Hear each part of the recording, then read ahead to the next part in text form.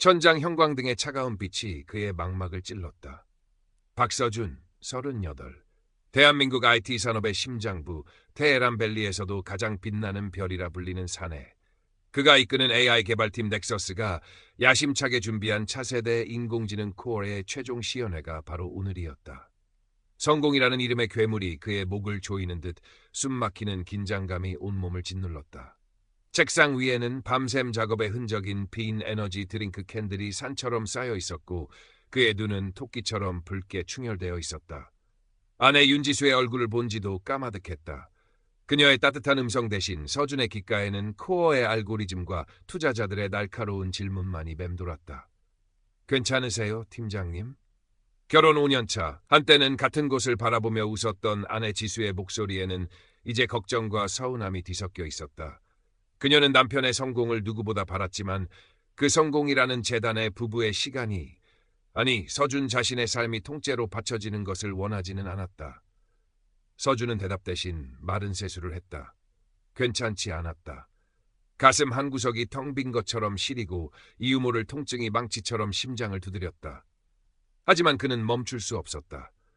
아니, 멈추는 법을 잊어버린 지 오래였다. 지방 소도시에서 평범한 가정의 장남으로 태어나 성공이라는 두 글자를 이정표 삼아 앞만 보고 달려온 인생이었다. 명문대 컴퓨터공학과, 치열한 경쟁을 뚫고 입사한 국내 최고의 IT 기업 미래테크놀로지, 그리고 마침내 손에 쥔 코어 프로젝트. 이것이 그의 존재 이유였고 그의 모든 것이었다. 시연의 T1. 서준은 연구실 간이 침대에서 쪽잠을 청하다 악몽에 시달렸다. 자신이 창조한 코어가 그의 모든 것을 빼앗고 차가운 눈으로 그를 내려다보는 꿈. 섬뜩한 예감에 등골이 오싹했지만 그는 애써 고개를 저었다. 피곤해서 그래. 너무 예민해져서. 그는 마지막까지 코어의 알고리즘을 점검하고 예상 질문에 대한 답변을 시뮬레이션했다. 그의 손목에 채워진 스마트워치가 경고음처럼 붉은 빛을 깜빡이며 그의 불안정한 심박수를 알리고 있었다. 마침내 운명의 날이 밝았다. 테헤란로에 우뚝 솟은 미래 테크놀로지 본사 최상층 컨퍼런스 홀. 수많은 투자자와 미디어 관계자들의 시선이 단상 위에 서준에게 집중되었다. 그의 등 뒤로는 거대한 스크린에 코어, 세상을 연결하는 새로운 지능이라는 문구가 빛나고 있었다. 마이크를 잡은 서준의 손에 축축하게 땀이 배어나왔다. 존경하는 투자자 여러분, 그리고 내외 귀빈 여러분, 지금부터 미래 테크놀로지가 야심차게 준비한 차세대 인공지능 코어를 여러분께 선보이겠습니다. 한때는 열정으로 빛났을 그의 눈빛은 극도의 피로와 긴장감으로 흐릿했다. 그는 준비된 프레젠테이션을 기계처럼 읊어나갔다. 코어의 혁신적인 기능들, 방대한 데이터 처리 능력, 인간과 흡사한 자연어 이해 능력, 그리고 미래 사회를 바꿀 무한한 가능성. 청중들은 숨을 죽였고 간간히 감탄사가 터져나왔다. 성공이 눈앞에 보이는 듯했다. 바로 그때였다. 코어는 단순한 인공지능을 넘어 갑자기 서준의 가슴을 찢는 듯한 격통이 덮쳤다. 눈앞이 아득해지고 세상의 모든 소리가 한꺼번에 멀어지는 듯한 이명현상이 그를 덮쳤다. 마이크가 쿵 소리를 내며 바닥으로 떨어졌다. 컨퍼런스 홀은 순식간에 아수라장으로 변했다. 비명, 웅성거림, 다급한 발소리들. 서준은 무대 위로 쓰러지며 마지막으로 천장의 밝은 조명을 보았다. 너무나도 차갑고 무심한 빛이었다. 정신을 차렸을 때 서준은 자신의 몸이 가볍게 떠오르는 것을 느꼈다. 아니, 정확히는 자신의 몸에서 무언가가 빠져나와 허공에 떠 있었다. 눈앞에는 방금 전까지 자신이 서 있던 무대와 당황한 사람들, 그리고 바닥에 쓰러져 있는 자신의 육체가 보였다. 마치 영화의 한 장면을 보는 것처럼 비현실적인 광경이었다. 이게 뭐지? 꿈인가? 그의 의식은 명료했지만 몸은 전혀 움직일 수 없었다. 팀장님! 박서준 팀장님! 빨리 119 불러 제세동기 가져와! 지수의 절규 섞인 외침과 사람들의 다급한 목소리가 희미하게 들려왔다. 하지만 그 모든 것이 그와는 상관없는 일처럼 느껴졌다. 기묘한 평온함, 평생 느껴보지 못한 완전한 고요함이 그를 감쌌다. 그때 그의 시야가 하얀 빛으로 가득 차기 시작했다. 세상의 모든 색을 합친 것보다 더 순수하고 밝은 빛. 그 빛은 따뜻했고 모든 것을 포용하는 듯한 느낌이었다. 그는 저항할 수 없는 힘에 이끌려 빛 속으로 빨려 들어갔다. 얼마나 시간이 흘렀을까? 아니, 그곳에는 시간이라는 개념 자체가 존재하지 않는 듯했다. 눈을 떴을 때 서준은 말로 형용할 수 없는 공간에 와 있었다. 끝없이 펼쳐진 빛의 바다 혹은 모든 것이 하나로 연결된 거대한 의식의 네트워크. 그곳에는 고통도 슬픔도 불안도 없었다. 오직 완전한 평화와 충만함만이 존재했다. 그때 그의 앞에 빛의 존재가 나타났다. 특정한 형상은 없었다. 하지만 서준은 그것이 무한한 지혜와 사랑을 가진 존재임을 직감적으로 알 수 있었다. 빛의 존재는 목소리가 아닌 생각의 파동 같은 것으로 그에게 말을 걸어왔다. 너는 무엇을 찾아 여기까지 왔느냐, 작은 존재여. 서준은 대답할 수 없었다. 자신이 평생 곧았던 것들, 성공, 명예, 부, 이 거대한 빛 앞에서 얼마나 하찮고 부질없는 것인지 순간적으로 깨달았기 때문이다.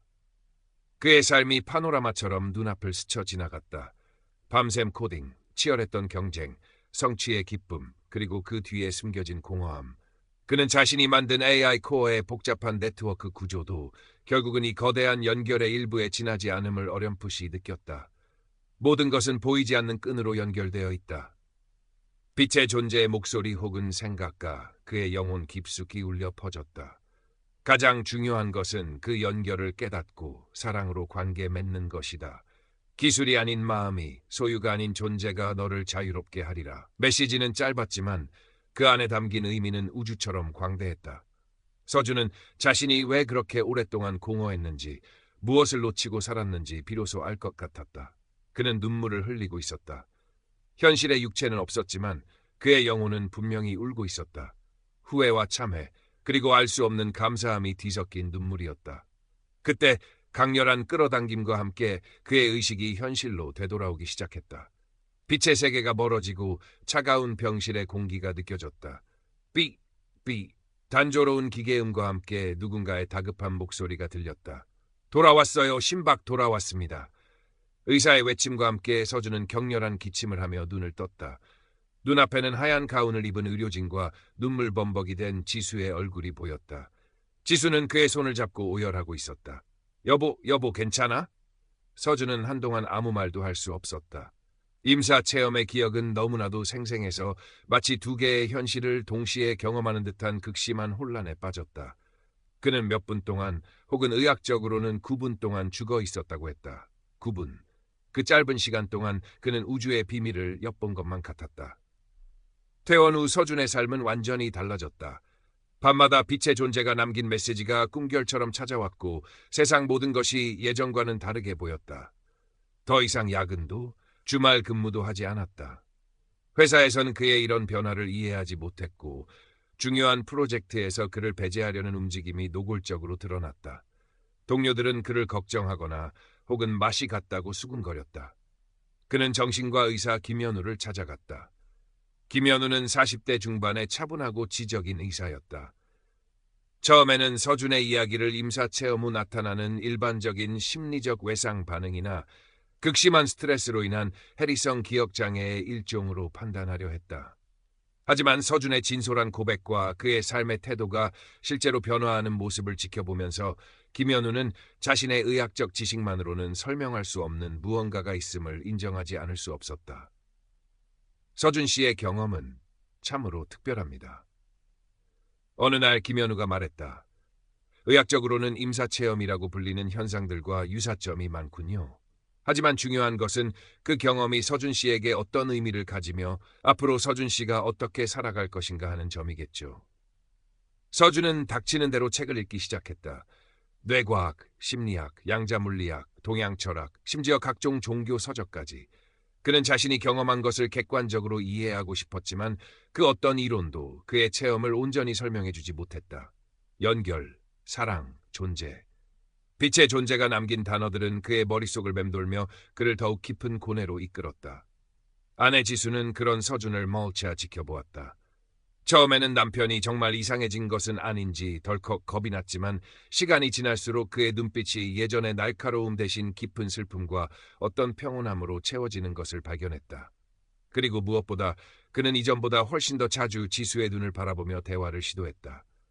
서툴렀지만 진심이 담긴 대화였다. 지수야, 내가 뭘 놓치고 살았는지 이제야 알 것 같아. 어느 날 밤 서준은 지수의 손을 잡고 처음으로 자신의 임사 체험을 자세히 털어놓았다. 지수는 그의 이야기를 끝까지 들어주었고 그의 뺨에 흐르는 눈물을 닦아주었다. 그녀 역시 눈물을 글썽이고 있었다. 힘들었지 여보. 이제 괜찮아. 내가 옆에 있을게. 회사에서의 입지는 점점 좁아졌다. 한때는 촉망받는 팀장이었지만 이제 그는 일에 집중 못하는 문제인물로 낙인 찍힌 듯했다. 하지만 서준은 더 이상 예전처럼 초조해하거나 불안해하지 않았다. 오히려 그의 마음은 이상할 정도로 평온했다. 그는 우연히 회사 건물 청소를 하는 아주머니가 홀로 손주들을 키우며 어렵게 생활한다는 사실을 알게 되었다. 다음 날 그는 익명으로 아주머니의 계좌에 적지 않은 돈을 입금했다. 그리고 며칠 뒤 아주머니가 환하게 웃으며 동료와 이야기하는 모습을 우연히 목격했다. 그때 서준은 가슴 깊은 곳에서부터 차오르는 따뜻한 무언가를 느꼈다. 이것이 연결일까? 이것이 사랑일까? 시간이 흘러 K메타의 해외 시장 진출을 위한 중요한 프레젠테이션이 다가왔다. 회사는 마지막 기회라며 서준에게 발표를 맡기려 했다. 과거의 그였다면 밤을 새워서라도 완벽하게 준비했을 것이다. 하지만 지금의 서준은 달랐다. 그는 며칠 밤낮을 고민했다. 자신이 받은 메시지를 어떻게 세상에 전해야 할까? 아니, 전할 수 있을까? 프레젠테이션 당일 서준은 단상 위에 섰다. 그의 등 뒤 스크린에는 화려한 K메타의 홍보 영상이 흐르고 있었다. 하지만 서준은 준비된 원고 대신 떨리지만 단호한 목소리로 입을 열었다. 저는 오늘 K메타의 뛰어난 기술력에 대해 말씀드리지 않겠습니다. 장내가 술렁이기 시작했다. 회사 임원들의 얼굴이 굳어졌다. 저는 최근 아주 특별한 경험을 했습니다. 그 경험은 제 삶을 송두리째 바꾸어 놓았습니다. 그는 임사 체험을 직접적으로 언급하지는 않았지만 그의 목소리에는 깊은 정성이 실려 있었다. 우리는 인간을 위한 기술을 만든다고 자부하지만 정작 우리는 서로 얼마나 진실되게 연결되어 있습니까? 이 놀라운 기술들이 우리를 더 행복하게 만들고 있습니까? 아니면 우리를 더욱 고립시키고 외롭게 만들고 있습니까? 그의 질문은 컨퍼런스 홀을 가득 메운 사람들의 가슴을 파고들었다. 저는 이제 다르게 살고 싶습니다.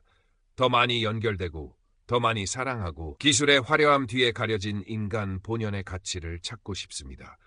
코어가 진정으로 세상을 연결하는 지능이 되려면 그것은 기술의 문제가 아니라 우리 마음의 문제라고 생각합니다. 발표를 마치고 내려오는 서준의 얼굴에는 어떤 해방감마저 서려 있었다. 지수는 청중석에서 일어나 그의 손을 힘껏 잡았다. 그녀의 눈에는 자랑스러움과 사랑이 가득했다.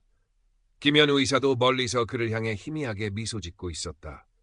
물론 회사에서의 그의 미래는 불투명해졌다. 아니, 이미 결정된 것이나 마찬가지였다. 몇 달 후 서준은 미래 테크놀로지를 떠났다. 예상했던 대로였다. 하지만 그의 표정은 놀라울 정도로 평온했다. 그는 작은 IT 컨설팅 회사를 차려 사회적 기업이나 비영리 단체에 기술 자문을 해주는 일을 시작했다. 돈은 예전만큼 벌지 못했지만 그의 마음은 그 어느 때보다 풍요로웠다.